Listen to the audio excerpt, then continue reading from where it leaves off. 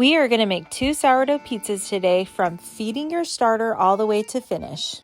Come on, this looks delicious. I want to eat it already. First, it's time to get your starter active. If you already know how to do this, then you can just skip this section. First, we need to feed our starter with flour and water, and then we will give it enough time to rise. The amount of time it will take to rise will depend on the temperature in your home. That can be anywhere from 4 to 16 hours approximately, depending on the temperature in your home. For further information, check out my video on how to feed your starter. It's linked in the description. It's about 9 o'clock tonight and it's about 65 degrees. I'm going to feed my starter. I'm going to leave it on the counter through the night, and then in the morning I'll check on it and it should be ready by then. Put a rubber band at the top of where your starter is. The second rubber band above, that's how much I'm going to feed with flour. So the bottom is how much starter I have, and the second rubber band at the top is how much flour we're going to add. So I'm putting about 1.5 times flour compared to the amount of starter. If you have a lot of starter, then I would just take some out, take about a cup out and put it in a separate jar and feed that. Don't feed more than approximately a cup. Leave the rest in the fridge. I'm adding a little rye flour just to give it a boost, but that's just optional, and you can use whatever flour you want. If you want to use wheat flour or bread flour or both, I'm using a little bit of rye and all-purpose flour. I never measure the amount of flour. I just add about 1.5 to 2 times the amount of flour as I have starter by volume, and I'm just eyeballing this. Next, we're going to add some water. I don't measure this either. I just put in enough to combine it and make it a thick paste, like a thick pancake batter. Use filtered water because chlorine can kill your starter. Now mix it really good and get some air in there, and using a knife, spatula, or chopstick will make it easier to mix it. And this is what it should look like after you fed it. Now I'm leaving 1 rubber band at the top of my starter to show where my starter currently is, so I can tell once it's doubled in size.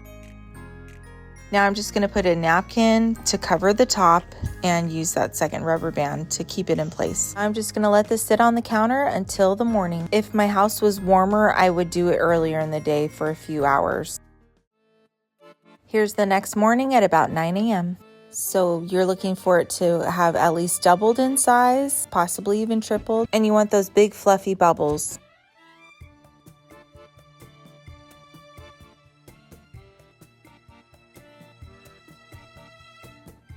Mine doubled in size before I just deflated it with the knife. Otherwise, don't poke at it. You can either use it right now or stick it in the fridge and it will be active for a few days still.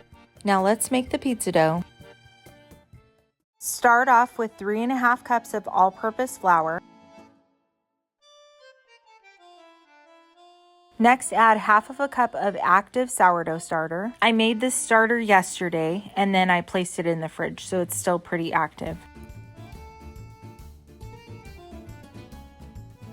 Next, we'll add 1 cup of rice flour. If you don't have rice flour and you have rice on hand, all you need to do is put it in the grinder and grind it until it's a nice fine consistency. The rice flour really lightens up the texture of the pizza dough. Next, we're going to add olive oil. This olive oil is infused with rosemary for an extra flavor boost. We're going to add roughly 2 tablespoons of olive oil. Add 2 teaspoons of salt.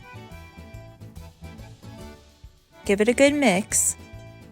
Now we're going to add 2 to 2 1/3 cup of water. Just add it slowly so you can adjust the amount of water if needed, and mix it in as you're adding it. Now you're going to knead it for about 5 minutes.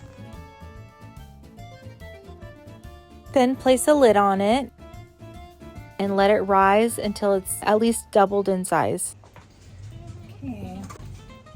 It's been in the fridge for a few days. I like making the dough in advance, so the day of when I'm making the pizza, it's not overwhelming. Now flour the surface. I like to use rice flour and cornmeal because it's easy to brush off the surface once baked. You can also use semolina flour if you have it. Now to divide the dough, you could either cut it in half and make 2 pizzas, or you can even make 3 smaller pizzas. This amount of dough will comfortably feed 4 people.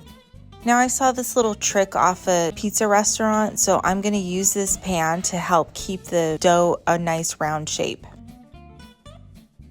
And when you're shaping the dough, use your fingers. Don't flatten the dough with your hands. Just gently use your fingers to kind of push it out. Now at this point, you can continue to shape the dough. You can actually just shape it on the pan, but I'm doing it on this cutting board. Don't forget to flour the surface again. I use rice flour and cornmeal, both of those. That keeps the dough from sticking on the pan when you bake it. Now is a good time to preheat your oven to 450 degrees. When you're stretching your dough out, just remember it's going to fluff up in the oven, so you don't want it too thick when you place it in. Repeat the process for the second pizza. By the way, if you don't have cornmeal, you can make it by simply grinding popcorn kernels.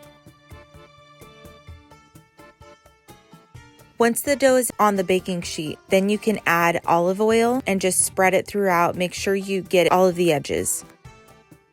And you can stretch the dough out a bit further at that point. I'm adding a thin layer of olive oil to this baking sheet because I forgot to add the cornmeal and rice flour.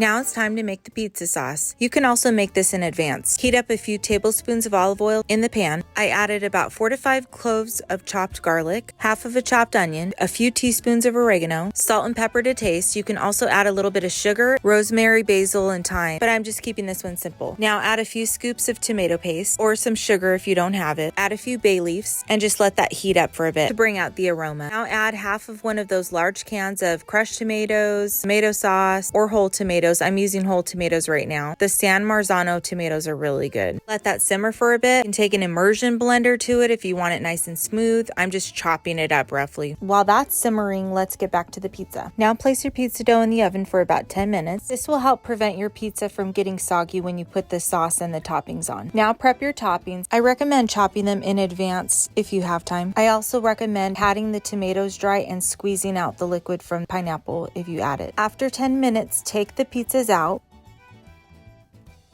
Next, add the pizza sauce on. You want a nice thin layer all throughout. Then you can either add the toppings on after or the cheese. I just do a thin layer of cheese, then the toppings, then another layer of cheese. And the cheese I use is mozzarella, and I also like to use Parmesan. I also recommend grating the cheese in advance if you have a little time to prep. The toppings I'm adding are mushrooms, tomato, pineapple, black olives, fresh basil to both, then onion and garlic to one, and sausage to the other. And last but not least, more cheese, and I like to add a few more dollops of the pizza sauce on top.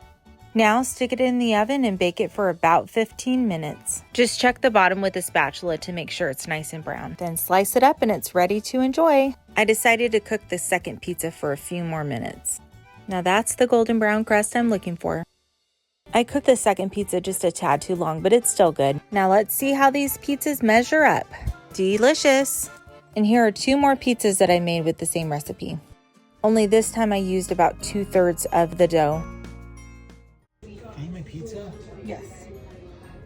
Come on, this looks delicious. I want to eat it already. Thanks for watching.